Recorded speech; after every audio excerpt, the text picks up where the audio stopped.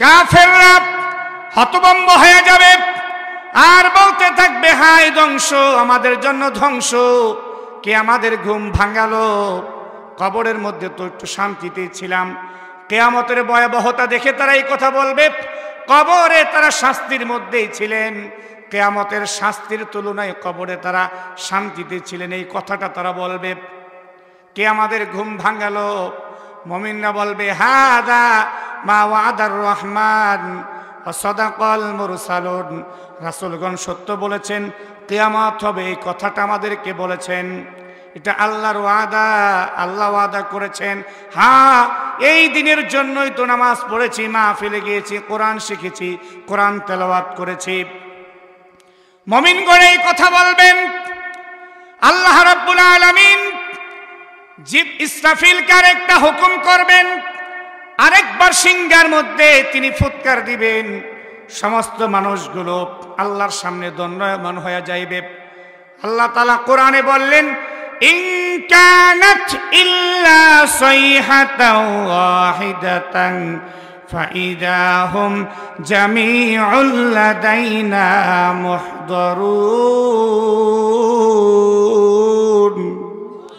সমস্ত মানুষগুলো আল্লাহর সামনে দণ্ডায়মান হইবে। বিভীষিকাময় একটা অবস্থা তৈরি হবে, ভয়ঙ্কর একটা অবস্থা তৈরি হবে, প্রচন্ড গরম হবে, সূর্য থাকবে 1 মাইল উপরে। একটু মনোযোগ দেন। সূরা ইয়াসিন কোরআনুল কারীমের মধ্যে অত্যন্ত সুপরিচিত একটি সূরা এবং অত্যন্ত ফজিলতপূর্ণ একটি সূরা। রাসূল করিম সাল্লাল্লাহু আলাইহি ওয়াসাল্লাম বলেছেন, ইন্না লিকুল্লি শাইইন কলবান, প্রত্যেকটা জিনিসের একটা কল্প আছে। আপনার আমার একটা কল্প আছে কি নেই ভাই? একটু আওয়াজ করে কথা বলতে হবে, আছে তো? রাসূল করিম সাল্লাল্লাহু আলাইহি ওয়াসাল্লাম এটাও বলেছেন যে মানুষের শরীরের মধ্যে একটা গোস্তের টুকরা আছে। ইদা সলুহাত, যখন এই গোস্তের টুকরাটা সুস্থ থাকে, ঠিক থাকে, সলুহাল জাসাদু কুল্লু, পুরা দেহ সুস্থ থাকে। ওয়াইদা ফাসাদাত, আর যদি ওই গোস্তের টুকরাটা নষ্ট হয়ে যায়, পচে যায়, অসুস্থ হয়ে যায়, তাহলে রাসূলুল্লাহ বলেছেন পুরা দেহ অসুস্থ হয়ে যায়। রাসূল বলেছেন, আলা ওয়াহিয়াল কলব, মানব দেহের সেই গোস্তের টুকরাটার নাম হলো কলব। তো প্রত্যেকটা জিনিসের একটা কলব আছে। আল্লাহর নবী এটা বলেছেন, ইন্না লিকুল্লি শাইইন কলবা, প্রত্যেকটা জিনিসের একটা কলব আছে। ওয়া কলবুল কুরআনি ইয়াসিন, আর কোরআনুল কারীমের কলবের নাম হলো সূরা ইয়াসিন। কোরআনের কলবের নাম কি? সবাই ওই পিছনে যারা আছেন একটু কথা বলেন, সবাই বলেন, কোরআনের কলবের নাম কি? সূরা ইয়াসিন। সূরা ইয়াসিন পড়লে কি ফজিলত? নবীজি বললেন, ওমান ক্বারাআ ইয়াসিন,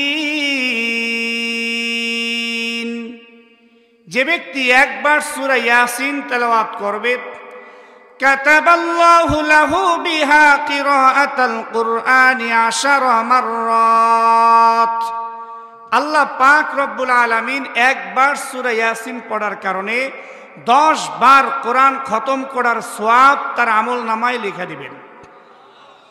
জোরে বলেন না সুবহানাল্লাহ। একবার পড়লে কয় খতম কোরআন তেলাওয়াতের সওয়াব? 10 খতম। কথাগুলো শুধু কান দিয়ে শুনবেন না, হৃদয়ের গভীর থেকে একটু বুঝার চেষ্টা করেন। এখানে যারা আছেন কে কে সূরা ইয়াসিন পড়তে পারেন একটু দেখি তো। আহা, আফসোস, হাতে গোনা কয়েকজন মানুষ, অল্প কয়েকজন হাত নামাই। যারা পারি, সূরা ইয়াসিন কি আমাদের আমলের মধ্যে আছে? নিয়মিত আছে? নিয়মিত কি আমরা তেলাওয়াত করি? নবীজি সাল্লাল্লাহু আলাইহি ওয়াসাল্লাম 2 নম্বর ফজিলত বয়ান করতে গিয়ে বলেছেন, ওমান ক্বারাআ ইয়াসিন ফি সাদরিন নাহার কুদিয়াত হাওয়াইজুহু, যে ব্যক্তি দিনের শুরুতে সূরা ইয়াসিন তেলাওয়াত করবে, অর্থাৎ ফজরের নামাজের পরে তার সমস্ত প্রয়োজন আল্লাহ তাআলা পূর্ণ করে দিবে। কিন্তু আমাদের তো ফজরের পরে সূরা ইয়াসিনের আমল নাই। কেউ থাকে ঘুমে, কেউ থাকে বাহিরে রাস্তায়, কেউ বা অন্য কিছু নিয়ে ব্যস্ত। সূরা ইয়াসিন পড়ার টাইম আমরা পাই না। আবার নবীজি রাতের বেলা সূরা ইয়াসিন পড়লে কি ফায়দা সেটাও বললেন, আমান ক্বারা ইয়াসিন ফি লাইলাতিন ইবতিগা ওয়াজহিল্লাহ।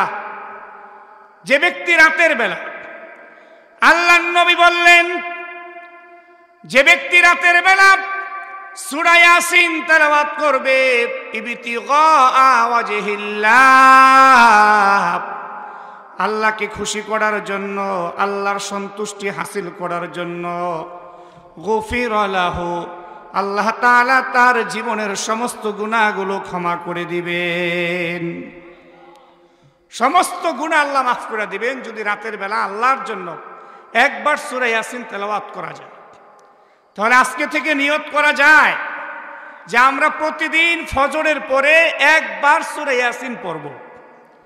আর রাতের বেলা ঘুমানোর আগে পরে তো আর সম্ভব না, যখন ঘুমাতে যাব তখন অথবা ঘুমের আগে যখন সময় পাই তখন একবার সূরা ইয়াসিন পড়ব ইনশাআল্লাহ। দুই বেলা যদি আমরা সূরা ইয়াসিন তেলাওয়াত করতে পারি তাহলে ফজরের পরে পড়লে আমার প্রয়োজন আল্লাহ পূর্ণ করবেন, ব্যবস্থা করবেন আমার যত প্রয়োজন আছে। আর রাতের বেলা পড়লে আল্লাহ আমার গুনাহগুলো ক্ষমা করবেন। আর প্রথমেই বলছি, একবার পড়লে 10 খতম কোরআন তেলাওয়াতের সওয়াব। আমরা যদি প্রতিদিন 2 বার তেলাওয়াত করি তাহলে 20 খতম কোরআন তেলাওয়াতের সওয়াব আল্লাহ আমাদেরকে দিয়ে দিবেন। আম্মা জান আয়েশা সিদ্দিকা রাদিয়াল্লাহু তাআলা আনহা তিনি বলেন,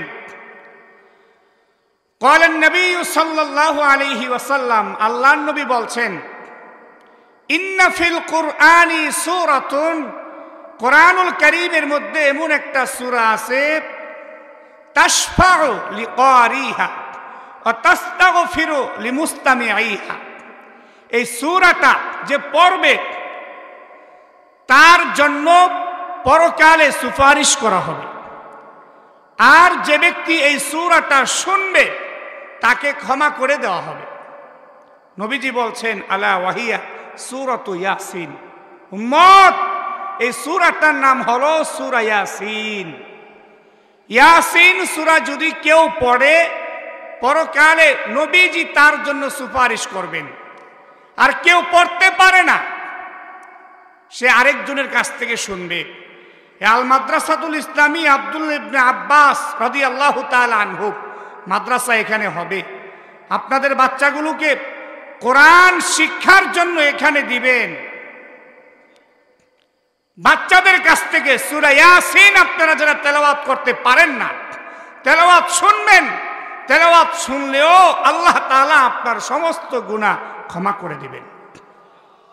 কিন্তু আজকে আফসোস আর কষ্ট, আমরা আমাদের সন্তানগুলোকে সব শিখাই কিন্তু কোরআন শিখাই না। কেন ভাই? আমরা তো মুসলমান। কোরআন হচ্ছে আল্লাহর পক্ষ থেকে একটা চিঠি। কোরআন হলো আল্লাহর কালাম। আপনার সাথে আমার ভালোবাসা, মহব্বত, বন্ধুত্ব। আমি আপনার কাছে চিঠি পাঠাইলাম, আপনার মেসেঞ্জারে মেসেজ পাঠাইলাম, আপনি আমার মেসেজ পড়লেন, আপনার সাথে আমার দূরত্ব বাড়বে না কমবে? জোরে বলেন। নিশ্চয় দূরত্ব বাড়বে, কমবে না। আপনার কাছে মেসেজ পাঠাইলাম, আপনি আমার মেসেজ দেখলেন না, আমি কষ্ট পাবো।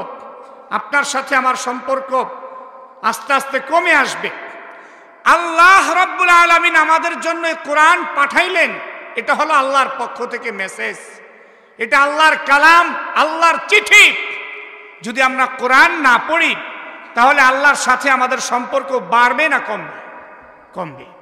এজন্য ভাইরা আমার, আল্লাহর কালামকে আমরা শিখার একটু চেষ্টা করি। মুজাহিদে মিল্লাত, আমাদের শায়েখ মুজাহিদে মিল্লাত মুফতি ফজলুল হক আমিনী রহমাতুল্লাহি আলাইহি এক কিতাব লিখেছেন, তেলাওয়াতে কোরআন। যারা আলেম ওলামা আছেন কিতাবটি সংগ্রহ করার চেষ্টা করি। আপনারা যারা আছেন কিতাবটি সংগ্রহ করে পড়বেন। এই কিতাবটি যত পড়বেন তত কোরআনের সাথে আপনার ভালোবাসা বাড়বে, কোরআন শিখতে মন চাইবে, সন্তানগুলোকে কোরআন শিখাইতে মন চাইবে, কোরআনের সাথে গভীর এক সম্পর্ক কায়েম হবে। তিনি লেখেন, এই কিতাবের মধ্যে এক ঘটনা উল্লেখ করেছেন যে কোরআন হচ্ছে আল্লাহকে পাওয়ার একটা মাধ্যম। তিনি এক গল্প সেখানে লেখলেন, এক আল্লাহর ওলি, একজন আল্লাহর ওলি একজন বাদশার শাহী মহলের নিচে দিয়ে যাচ্ছে। তো বাদশাহ আল্লাহর ওলিকে দেখে উপর থেকে ডাকলেন, হুজুর আপনি যদি মেহেরবানি করে আমার অফিসে একটু আসতেন তাহলে আমি ধন্য হতাম। তখন বাদশাহ উপর থেকে একটা সিঁড়ি নিচে ঝুলাইয়া দিলেন। ওই আল্লাহর ওলি সিঁড়ি বেয়ে বেয়ে বাদশার কাছে গেলেন। এবার বাদশাহ জিজ্ঞেস করলেন, হুজুর আপনি এত বড় আল্লাহর ওলি, মানুষ কত সম্মান আপনাকে করেন, মানুষ আপনাকে ভালোবাসেন, আপনি আল্লাহর নৈকট্য প্রাপ্ত একজন বান্দা, আপনি আল্লাহর কাছাকাছি চলে গেছেন। হুজুর আপনার কাছে জানতে বড় মন চায়, আল্লাহ পর্যন্ত কিভাবে আপনি পৌঁছাইলেন?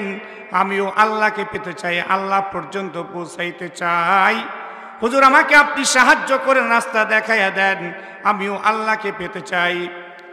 আল্লাহর ওলি বললেন, বাদশাহ আপনার কাছে যেভাবে আমি এসেছি ঠিক সেইভাবে আল্লাহ পর্যন্ত আমি পৌঁছাইছি, সেইভাবে আমি আল্লাহকে পেয়েছি, আল্লাহর ভালোবাসা অর্জন করেছি।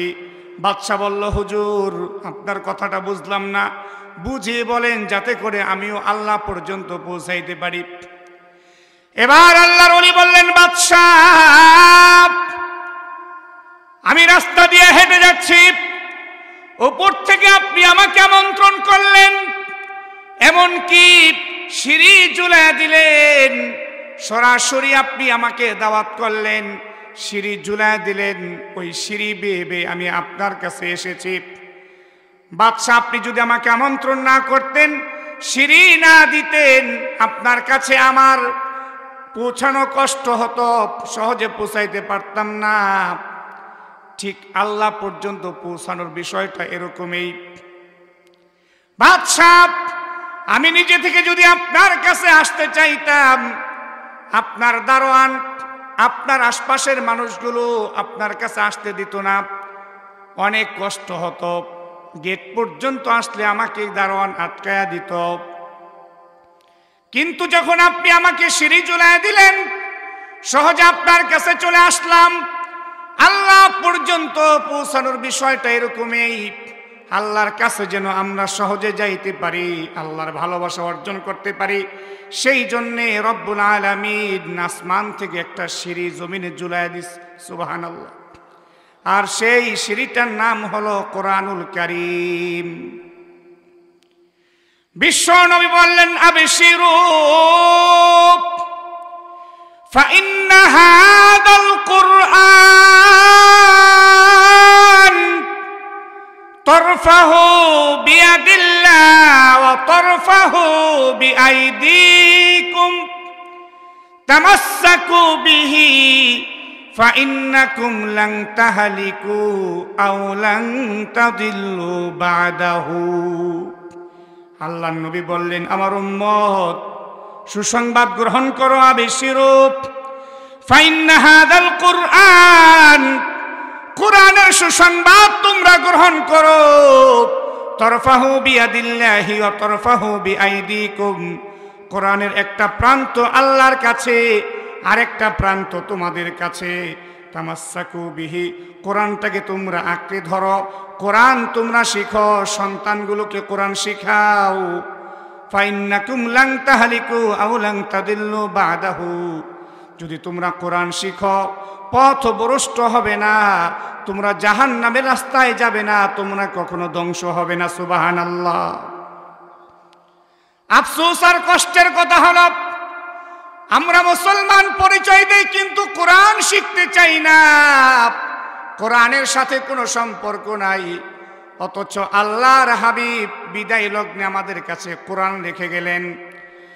قال النبي صلى الله عليه وسلم تركت فيكم أمرين لن تضلوا আল্লাহর হাবিব বলছেন আমি চলে যাব, তোমাদের কাছে আমি দুটি বিষয় রেখে গেলাম, যদি এই দুটো বিষয়কে আঁকড়ে ধরতে পারো লাং তাদিল্লু, কখনো পথভ্রষ্ট হবে না।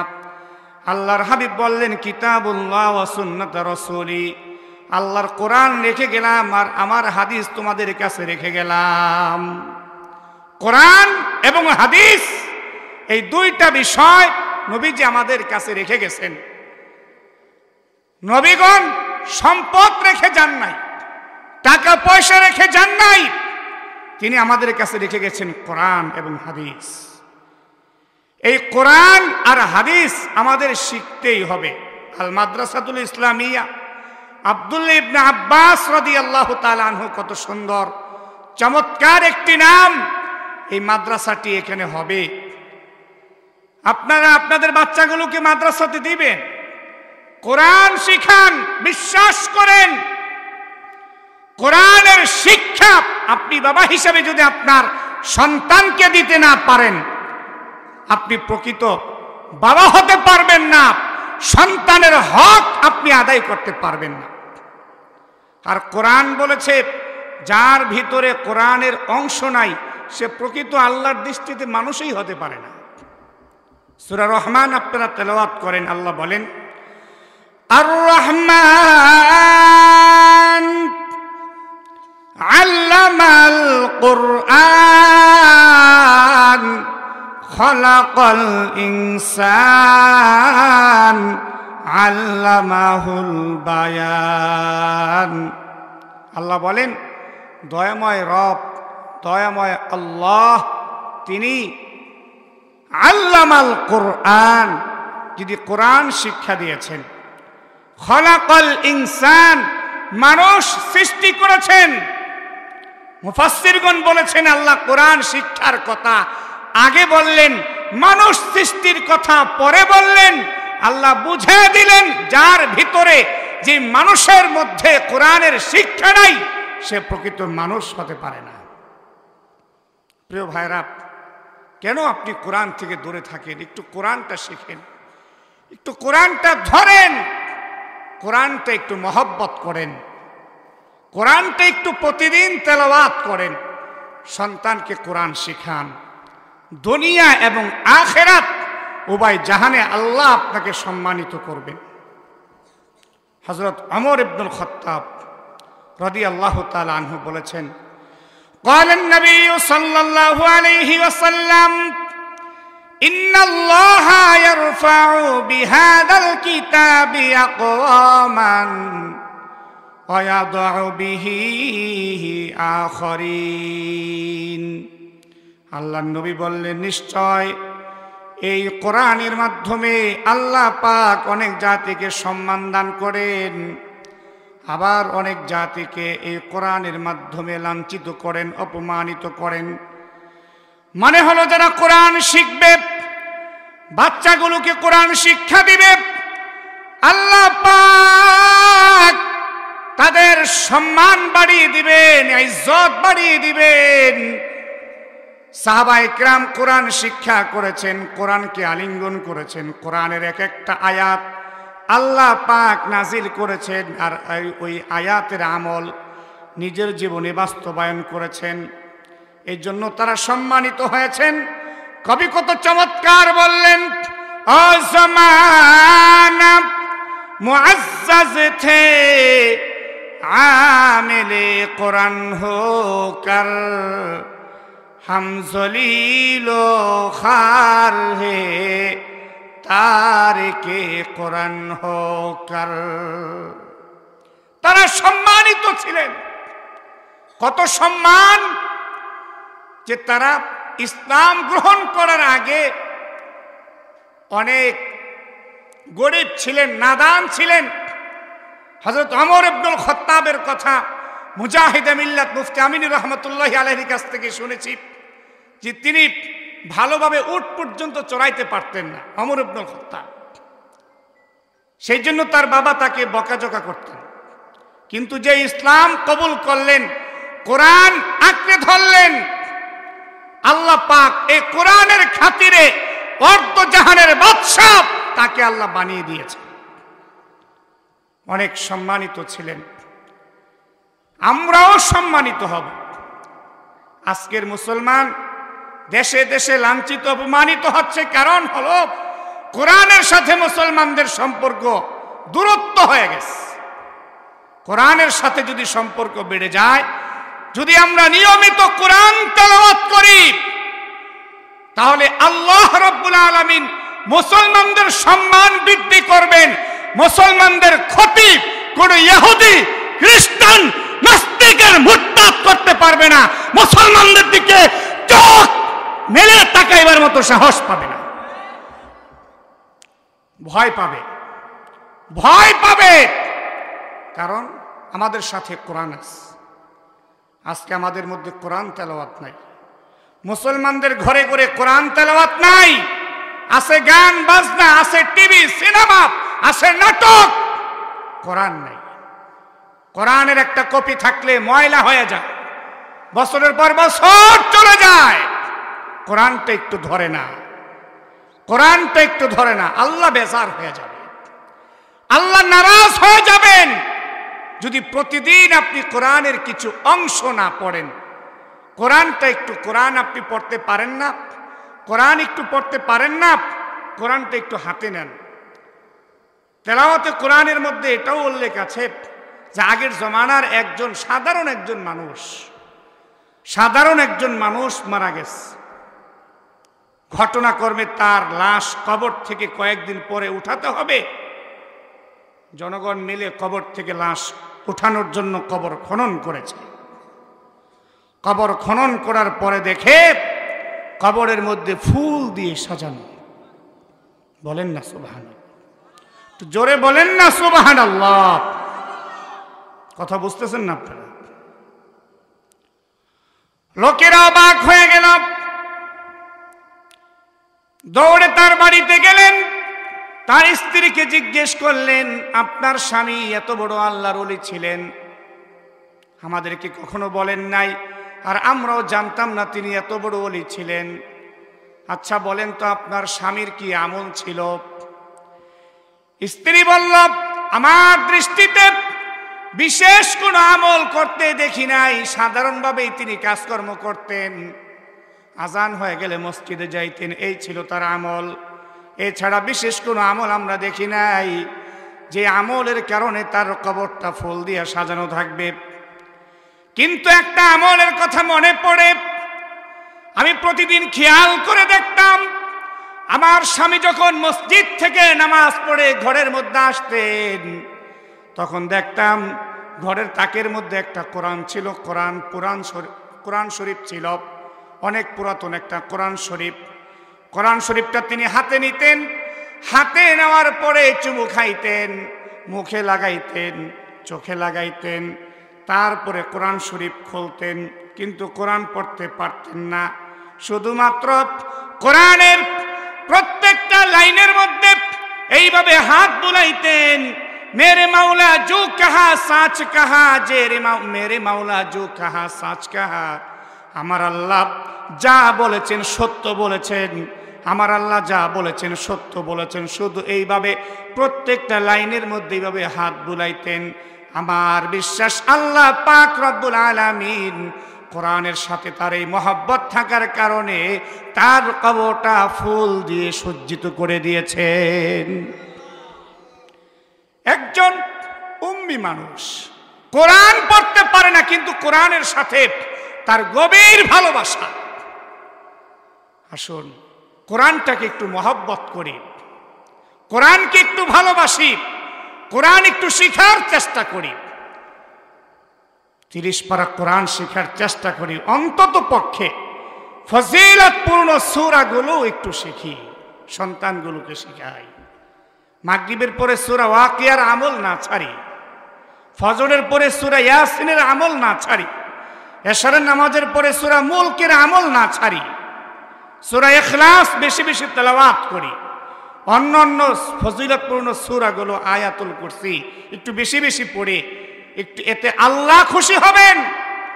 পরকালে জান্নাতের রাস্তা সহজ হবে, জাহান্নামের রাস্তা বন্ধ হবে। সূরা ইয়াসিনের ফজিলত যদি বয়ান করতে চাই তাহলে আরো সময় লাগবে। শেষ কথা একটা বলতে চাই, মুফাসসিরগণ বলেছেন সূরা ইয়াসিন যদি কেউ তেলাওয়াত করে আর তার যদি শত্রু থাকে, শত্রুর ভয় যদি কেউ করে আর সূরা ইয়াসিনের প্রথম 9 আয়াত যদি কেউ তেলাওয়াত করে, আল্লাহ তাকে শত্রু থেকে হেফাজত করবেন। শত্রুর চোখে আল্লাহ তাকে গায়েব করে দিবে, সে শত্রু দেখবে না। ঘটনা, ছোট্ট একটা ঘটনা, নবীজির হিজরতের ঘটনা আপনারা শুনেছেন। গোপন একটা মিটিং করা হলো তৎকালীন সময়ে যে মুহাম্মদকে কি করা যায়। সিরাতে মুস্তাফা সাল্লাল্লাহু আলাইহি ওয়াসাল্লাম এই কিতাবের মধ্যে আল্লামা ইদ্রিস কান্দুলবী রহমতুল্লাহি আলাইহি সুন্দরভাবে লিখেছেন। আবু জাহেলের নেতৃত্বে, আবু জাহেলের সভাপতিত্বে গোপন একটা মিটিং দারুন নদওয়াতে বসলো। মক্কার বড় বড় লিডাররা সেখানে বসা। মিটিং সম্পর্কে সাধারণ কোনো জনগণ জানে না। হঠাৎ করে বাহির থেকে আওয়াজ দেওয়া হলো, ভিতর থেকে প্রশ্ন করা হলো, মানাংতা, কে তুমি? বাহির থেকে আওয়াজ দিল, আনা নাজদের শাইখি, নাজদের অধিবাসী একজন বাসিন্দা, আমি বুড়া মানুষ, আমার নাম হলো মিস্টার ইবলিস। নাম কি? মিস্টার ইবলিসের সাথে মনে হয় আপনাদের বন্ধুত্বই আছে। বন্ধুত্ব আছে নাকি? তার নামটা বলেন না কেন? শয়তান আমাদের দোস্ত না দুশমন? যারা দুশমন করে না, হ্যাগো দোস্ত। কার কার দোস্ত দেখি? মাশাআল্লাহ, সবাই সতর্ক হয়ে গেছে। দুশমন তো ইন্নাহু লাকুম আদুউম মুবিন, প্রকাশ্য দুশমন। গেট খোলা হলো। আবু জাহেল ইবলিস শয়তানকে দেখে খুব খুশি। আপনি আসছেন, সভাপতির পদ আপনার জন্য, আমার জন্য না। সভাপতির পদ ছেড়ে দিস, চেয়ার থেকে উঠে গেছে, আপনি এখানে বসেন। মিস্টার ইবলিস সভাপতির আসন অলঙ্কৃত করল। মিটিং শুরু হলো।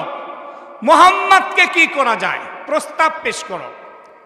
একজন প্রস্তাব পেশ করলো, মুহাম্মদকে দেশান্তর করা হোক, মক্কা শহর থেকে বের করে দেওয়া হোক। কয় না, মুহাম্মদের যে মিষ্টি মিষ্টি কথা, এই কথা শুনে মক্কার বহিরাগত লোকজন পাগল হয়ে যাবে, তার কথার প্রেমে পড়ে যাবে। সুবহানাল্লাহ। মুহাম্মদ সাল্লাল্লাহু আলাইহি ওয়াসাল্লাম খুব চমৎকার ভাবে কথা বলতেন, বিশুদ্ধ ভাষায় কথা বলতেন, কথা খুব সুন্দরভাবে উপস্থাপন করতেন। ঘটনার একটা মনে পড়ছে, বলি। জিমাত ইয়ামানের একজন বাসিন্দা, মুসলমান হয়েছে পরে। জিমাত নামক এক ব্যক্তি,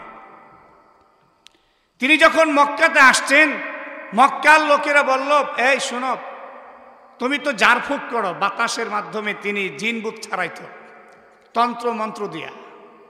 মুহাম্মদ পাগল হয়ে গেছে, তুমি তার কাছে যাও, তাকে ঝাড়ফুঁক করো, দেখো ভালো হয় কিনা। নাউজুবিল্লাহ। তা জিমাত বলতে লাগলো যে আমি যদি মুহাম্মাদের সাক্ষাৎ পাই তাহলে আমি মুহাম্মদকে ঝাড়ফুঁক করব, হয়তোবা আল্লাহ আমাকে, আমার হাতে তাকে সুস্থ করবে। তো মুহাম্মদ সাল্লাল্লাহু আলাইহি সাল্লামের সাক্ষাৎ তিনি পাইলেন। পাওয়ার পরে মুহাম্মদ সাল্লাল্লাহু আলাইহি সাল্লামকে জিমাত বলতে লাগলো, মুহাম্মদ, আমি তোমাকে ঝাড়ফুঁক করতে চাই, আমি দেখতে চাই তোমার কি সমস্যা। তুমি নাকি পাগল, উল্টাপাল্টা কথা বলো। তুমি যদি বলো চিকিৎসা করতে চাই, আশা করছি তুমি ভালো হয়ে যাবে। মুহাম্মদ সাল্লাল্লাহু আলাইহি সাল্লাম বলছেন, তোমার কথা কি শেষ? বলে, হ্যাঁ শেষ। তাহলে শোনো। এবার মুহাম্মদ সাল্লাল্লাহু আলাইহি সাল্লাম বলতে আরম্ভ করলেন, ইন্নাল হামদালিল্লাহ নাহমাদুহু ওয়া নাস্তাঈনুহু ওয়া আশহাদু আল লা ইলাহা ইল্লাল্লাহ ওয়া আশহাদু আন্না মুহাম্মাদান আবদুহু ওয়া রাসূলুহু। মুহাম্মাদান আবদুহু ওয়া রাসূলুহু, আমি সাক্ষ্য দিচ্ছি আল্লাহ ছাড়া কোনো মাবুদ নাই। আমি আরো সাক্ষ্য দিচ্ছি মুহাম্মদ সাল্লাল্লাহু আলাইহি ওয়াসাল্লাম আল্লাহ তাআলার রাসূল। জিমাত যখন নবীজির কাছ থেকে এই কথাগুলো শুনল, জিমাত বলতে লাগলো, মুহাম্মদ কি শুনাইলাম, কত চমৎকার লাগলো, কত ভালো লাগলো, কথাগুলো তুমি আমাকে আবারও বলো। আল্লাহর নবী 3 বার বললেন, ইন্নাল হামদালিল্লাহ নাহমাদুহু ওয়া নাস্তাঈনুহু আশহাদু আল্লা ইলাহা ইল্লাল্লাহ ওয়া আশহাদু আন্না মুহাম্মাদান আবদুহু ওয়া রাসূলুহু। 3 বার যখন আল্লাহর হাবিব বললেন, জিমাত বলল, মুহাম্মদ আমি জীবনে অনেক কবিদের কথা শুনেছি, অনেক জাদুকরের কথা শুনেছি, অনেক কবিদের কথা আমি শুনেছি, মুহাম্মদ তোমার এই কথাগুলোর মতো এমন সুন্দর কথা আর কখনো আমি শুনি নাই। মুহাম্মদ তুমি যে এই কথাগুলো বললা, এই কথাগুলো এত সুন্দর, এত অর্থবহ কথা যে সমুদ্রের তলদেশ পর্যন্ত এই কথাগুলো পৌঁছে গিয়েছে। মুহাম্মদ আমার ভুল ভেঙে গেছে, তোমার হাত বাড়াইয়া দাও, তোমার হাতে হাত রেখে কালিমা পড়ে মুসলমান হতে চাই।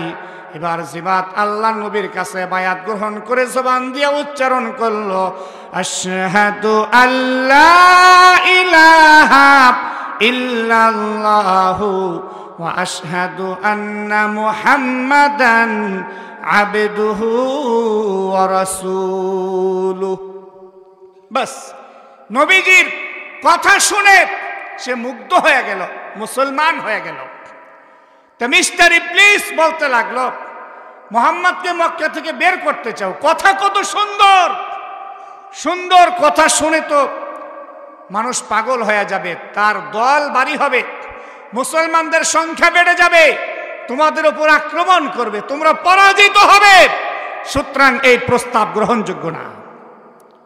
আরেকজন প্রস্তাব পেশ করলো, তাহলে মুহাম্মদকে জেলের মধ্যে বন্দী করা না, এটাও গ্রহণযোগ্য কোনো প্রস্তাব না।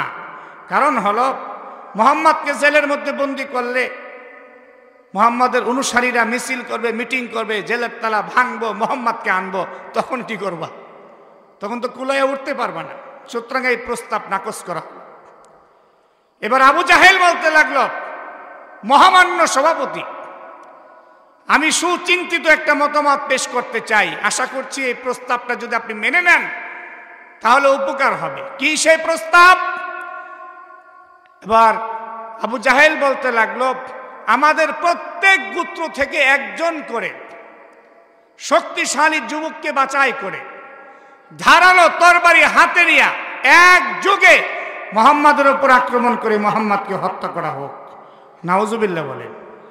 মিস্টার ইবলিস বলল, হ্যাঁ এটাই সুন্দর মতামত, এইটাই পাশ করা হলো। আজ রাতেই সিদ্ধান্ত। আল্লাহ তাআলা কোরআনে বলছেন, وَإِذْ يَمْكُرُ بِكَ الَّذِينَ كَفَرُوا لِيُثْبِتُوكَ أَوْ يَقْتُلُوكَ أَوْ يُخْرِجُوكَ وَيَمْكُرُونَ وَيَمْكُرُ اللَّهُ وَاللَّهُ خَيْرُ الْمَاكِرِينَ।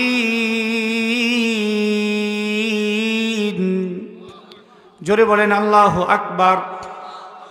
আল্লাহ তাআলা বললেন, মুহাম্মদ আপনি ওই সময়ের কথা স্মরণ করেন যে আপনার বিরুদ্ধে ষড়যন্ত্র করা হয়েছে, আপনাকে মক্কা থেকে বের করার ষড়যন্ত্র হয়েছে, জেলের মধ্যে বন্দী করার ষড়যন্ত্র করা হয়েছে, আপনাকে হত্যা করার ষড়যন্ত্র করা হয়েছে, তারা আপনার বিরুদ্ধে চক্রান্ত করেছে, আমি আল্লাহ তাদের বিরুদ্ধে কৌশল অবলম্বন করেছি। সুবহানাল্লাহ। মুহাম্মদ সাল্লাল্লাহু আলাইহি সাল্লামকে তারা হত্যা করতে পারে নাই। মুহাম্মদ সাল্লাল্লাহু আলাইহি সাল্লাম ঘরের মধ্যে রাতের বেলা শুয়ে আছেন, আর আবু জাহেলের নেতৃত্বে মক্কার সমস্ত সন্ত্রাসরা, জঙ্গি বাহিনী মুহাম্মদ সাল্লাল্লাহু আলাইহি সাল্লামের ঘর ঘেরাও করেছে যে তাকে হত্যা করা হবে। জিবরাইল আমিন নবীজির কাছে আসলেন, আয়েশা বললেন যে আল্লাহ পাক আপনাকে এই মুহূর্তে মদিনাতে হিজরত করার জন্য বলেছেন।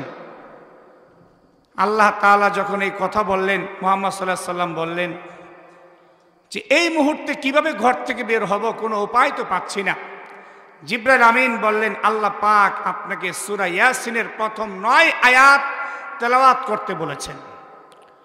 মুহাম্মদ সাল্লাল্লাহু আলাইহি সাল্লাম তেলাওয়াত আরম্ভ করলেন, ইয়াসিন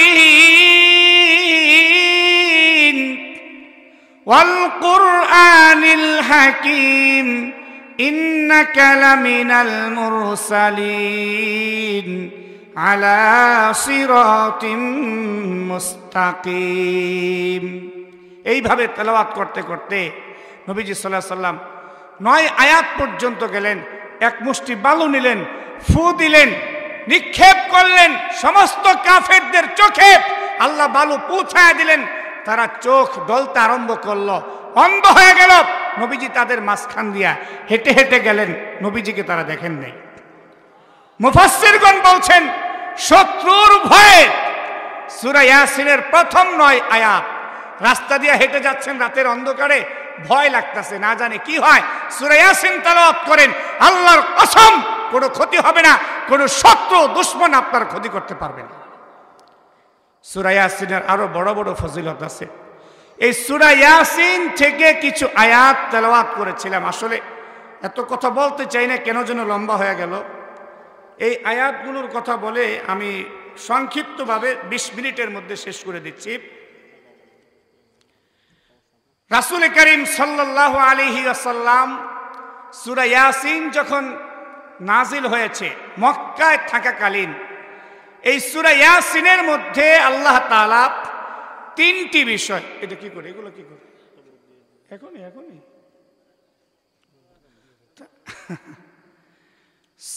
3টা বিষয়, তাওহীদ, রিসালাত, আখিরাত, এই 3টা বিষয়ে সূরা ইয়াসিনের মধ্যে আলোচনা করা হয়েছে। এই যেই তেলাওয়াতকৃত যে অংশ, এই অংশের মধ্যে আল্লাহ তাআলা আখিরাতের কথা বলেছেন। আবু জাহেল কাফেররা বারবার একটা কথা বলতো, তুমি যে কিয়ামতের কথা বলো, কিয়ামত কবে সংগঠিত হবে? আল্লাহ তাআলা বলছেন, আরে কিয়ামত সংগঠিত করবার জন্যে আমার মেহনতের কোনো প্রয়োজন নাই। একটা আওয়াজ হবে, এক আওয়াজে গোটা পৃথিবী প্রকম্পিত হবে, কেঁপে উঠবে, ধ্বংস হয়ে যাবে। সূরা কারিয়া, সূরা জিলজাল, সূরা ইনফিতার, সূরা ইনশিকাক, এই সূরাগুলোর মধ্যে আলোচিত হয়েছে। ইসরাফিল আলাইহিস সালাতু ওয়াস সালাম একটা সিংহার মধ্যে ফুৎকার দিবেন, সব ধ্বংস হয়ে যাবে। 40 বছর পার হয়ে যাবে। 40 বছর পরে আল্লাহর অর্ডারে আরেকটা ফুৎকার তিনি দিবেন। আল্লাহ বলেন, অনুফিখা ফিস সূর ফাইদা হুম মিনাল আজদাসি ইলা রাব্বিহিম ইয়ানসিলুন। দ্বিতীয়বার যখন ফুৎকার দেওয়া হবে, তখন সমস্ত মানুষগুলো কবর থেকে উঠে যাবে। আরেক আয়াতের মধ্যে আছে, ফাইদা হুম কিয়ামুন ইয়ানজুরুন, তারা উঠে দাঁড়ায় থাকবে।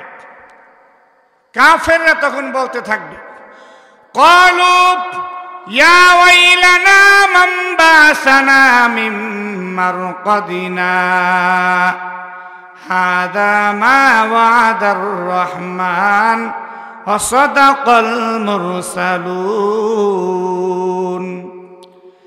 কাফেররা হতভম্ব হয়ে যাবে আর বলতে থাকবে, হায় ধ্বংস, আমাদের জন্য ধ্বংস, কে আমাদের ঘুম ভাঙালো?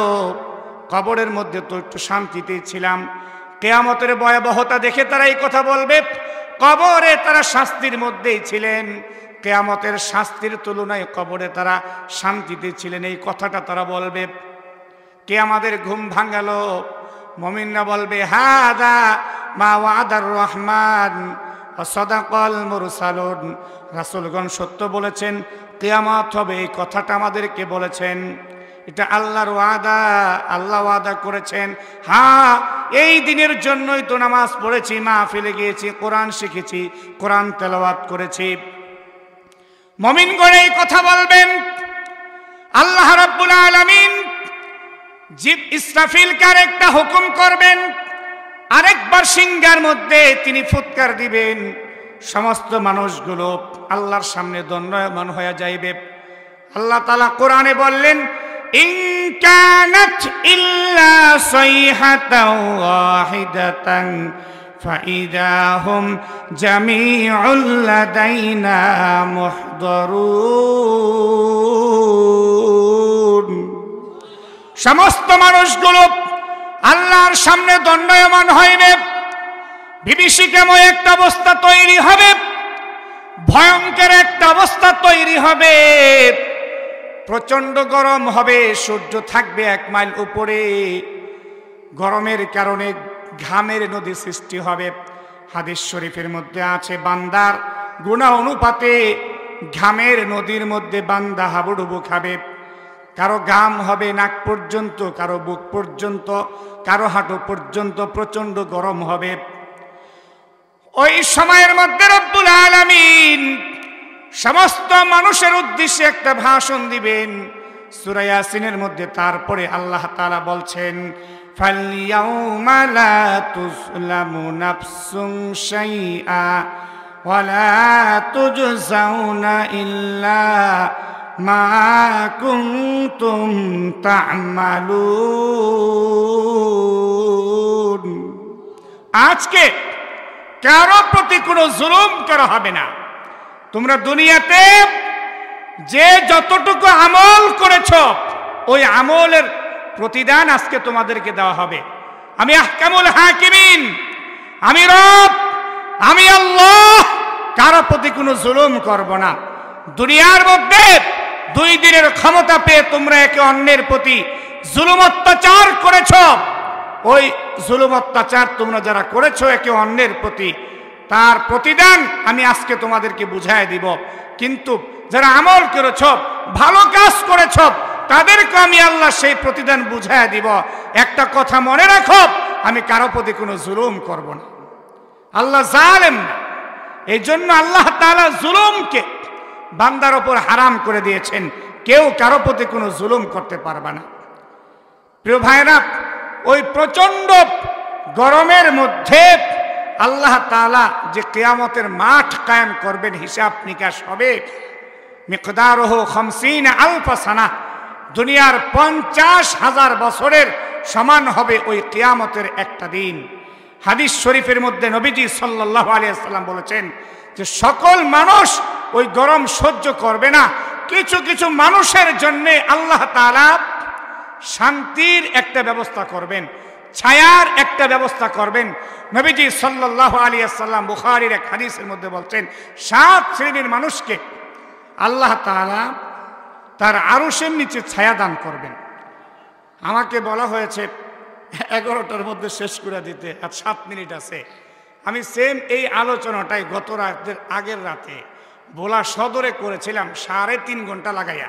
কয় ঘন্টা? 3.5 ঘন্টা। সেখানে এই বিষয়টা নিয়েই বিস্তারিত আলোচনা করেছিলাম। তা আজকে যেহেতু সময় শেষ, মোনাজাত দেয়া দিব। বিরিয়ানির প্রত্যেকের হাতে হাতে বিরিয়ানি পৌঁছায় গেছে। এখন আর বয়ান ভালো লাগবে না, এখন শুধু বিরিয়ানির দিকে নজর। অনেকে শুক্রবারে শুধু বিরিয়ানি খাইতে মসজিদে যায়। সুবহান রব্বিয়াল আলা, এটা 3 বার কয় না, একবার কয় কোন বিরিয়ানি বালা। ঠিক না বে? ঠিক।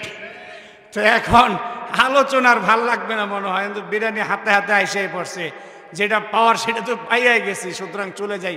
মোনাজাত না দিয়ে কেউ যায়েন না। এই হাদিসের এবারতের সরল তর্জমা করেই আমি আলোচনা শেষ করে মোনাজাত দিয়ে দিচ্ছি ইনশাআল্লাহ। দেখেন, ওই কিয়ামত যেদিন কায়েম হবে ওই দিনকে আমাদের ভয় করতে হবে। এই জন্য কোরআনের এক আয়াত আল্লাহ বলছেন, ওয়াত্তাকু ইয়াওমান তুরজাউনা ফীহি ইলাল্লাহ সুম্মা তুওয়াফফা কুল্লু নাফসিম মা কাসাবাত ওয়া হুম লা ইউযলামুন। ওই দিনকে ভয় করো যেদিন প্রত্যেকেই তোমরা আল্লাহর কাছে ফিরে যাবে। দুনিয়া থাকার জন্য না, মরণ হবে, কিয়ামত হবে, আল্লাহর সামনে দাঁড়াইতে হবে, ভালো মন্দের হিসাব দিতে হবে। কিয়ামতের ওই উত্তাপ, ওই তাপ, ওই রোদ, ওই গরম থেকে যদি বাঁচতে চাই, ওই ভয়াবহতা থেকে যদি বাঁচতে চাই, তাহলে নবীজি বলছেন 7 শ্রেণীর অন্তর্ভুক্ত হয়ে যাও। 1 নাম্বার নবীজি বলছেন ইমামুন আদিলুন সাবাতু ইউযিল্লুহুমুল্লাহু তাআলা ফি যিল্লিহি সাত শ্রেণীর মানুষকে আল্লাহ রাব্বুল আলামিন কিয়ামতের ময়দানে তার আরশের নিচে ছায়া দিবেন, স্থান দিবেন। সেদিন আল্লাহর আরশের ছায়া ছাড়া অন্য কোনো ছায়া থাকবে না, সব জায়গায় গরম আর গরম। আল্লাহ নবী এক নম্বরে বললেন ইমামুন আদিলুন, ন্যায়পরায়ণ বাদশা যিনি হবেন, ইনসাফগার বাদশাকে আল্লাহ তাআলা কিয়ামতের ময়দানে আরশের ছায়ার নিচে স্থান দেবেন। সুবহানাল্লাহ। দুই নম্বর নবীজি বললেন ওয়াশাবুন নাশা ফি ইবাদাতিল্লাহ,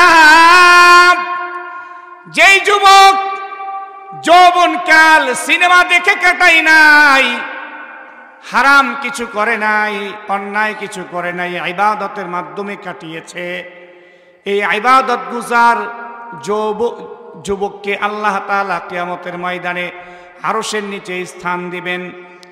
তিন নম্বরে নবীজি বললেন রাজুলুন কলবুহু মুআল্লাকুন বিল মাসাজিদ, যেই মানুষের অন্তর মসজিদের সাথে লাগানো থাকে, সব সময় মসজিদে যাতায়াত করে, মসজিদের সাথে মহব্বত থাকে, এই মানুষটাকে আল্লাহ কিয়ামতের ময়দানে আরশে আজিমের ছায়ার নিচে স্থান দিবেন। চার নম্বরে নবীজি বললেন ওয়ারাজুলানি তাহাব্বা ফিল্লাহ ইজতামা আলাইহি ওয়া তাফাররাকা আলাইহি, যারা একজন আরেকজনকে আল্লাহর জন্য ভালোবাসে। পাঁচ নম্বর নবীজি সাল্লাল্লাহু আলাইহি ওয়াসাল্লাম বলেছেন রাজুলুন দাতু ইমরাতু দাতু মানসিবিন ওয়া জামালিন ফাকালা ইন্নী আখাফুল্লাহ,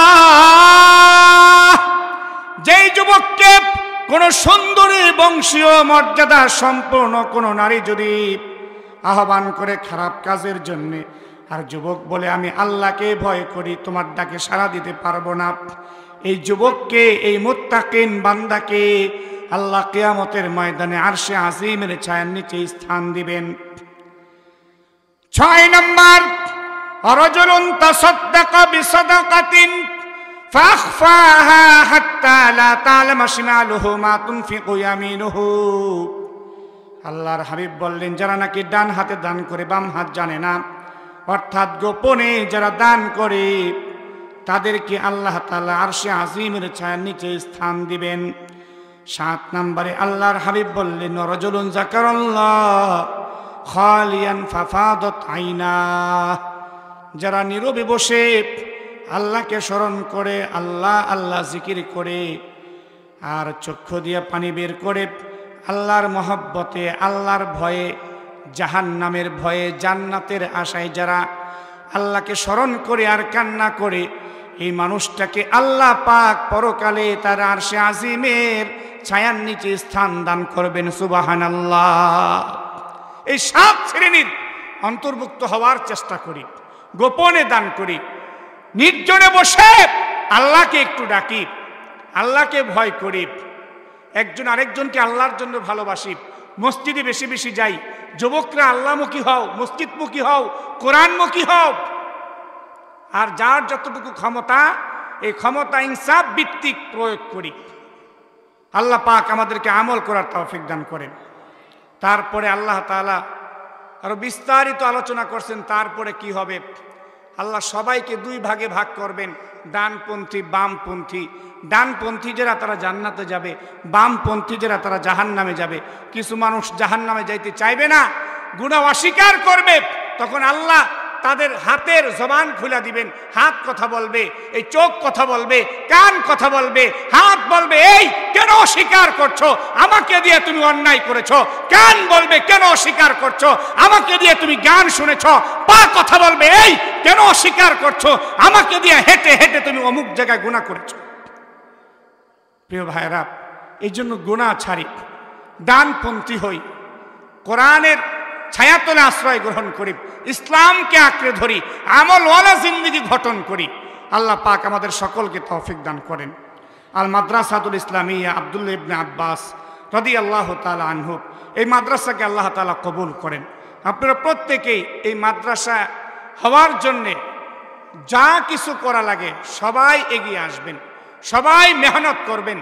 বিশ্বাস করেন, ওই যে কিয়ামতের কথা শোনাচ্ছি, এই কিয়ামতের ময়দানে আল্লাহ মিজান কায়েম করবেন। মিজান, ফাম্মা মান সাকুলাত মাওয়াজিনুহু ফাহুয়া ফি আইশাতির রাদিয়াহ। ওই মিজানের পাল্লা যদি ভারী করতে চান, নেকের পাল্লা, তাহলে কোরআন ছাড়া বিকল্প কোনো রাস্তা নাই। কোরআনের সাথে সম্পর্ক রাখেন, মাদ্রাসার সাথে সম্পর্ক রাখেন, মাদ্রাসাকে সময় দেন। যা কিছু করা লাগে ছাত্র দিয়া, টাকা দিয়া, পয়সা দিয়া, বুদ্ধি দিয়া, যার পক্ষে যা কিছু সম্ভব সেভাবে এগিয়ে আসেন। ইনশাআল্লাহ পরকালে এটার যাজাব পাবেন। ভালা কারোগে ভালা মিলেগে, বুরা কারোগে সাজা মিলেগে। ভালো করলে ভালো পাবেন, খারাপ করলে শাস্তি পাবেন। হযরত মাওলানা আমাদের লালবাগ মাদ্রাসার হাবিবুর রহমান হাজী সাহেব হুজুর রহমতুল্লাহি আলাইহি হুজুর এই কথাটা বারবার বলতেন যে ভালা কারোগে ভালা পাওগে, বুরা কারোগে সাজা মিলেগে। ভালো করলে ভালো পাবা, খারাপ করলে শাস্তি পাবা। আমরা খারাপকে বর্জন করি, গুনাহকে বর্জন করি, সমস্ত রকমের ভালো কাজকে আমরা আঁকড়ে ধরি। আল্লাহ পাক আমাদেরকে তৌফিক দান করেন, আমিন। ওয়া আখিরু দাওয়ানা আনিল হামদুলিল্লাহি রাব্বিল আলামিন। দুরূদ শরীফ পড়ি। আল্লাহ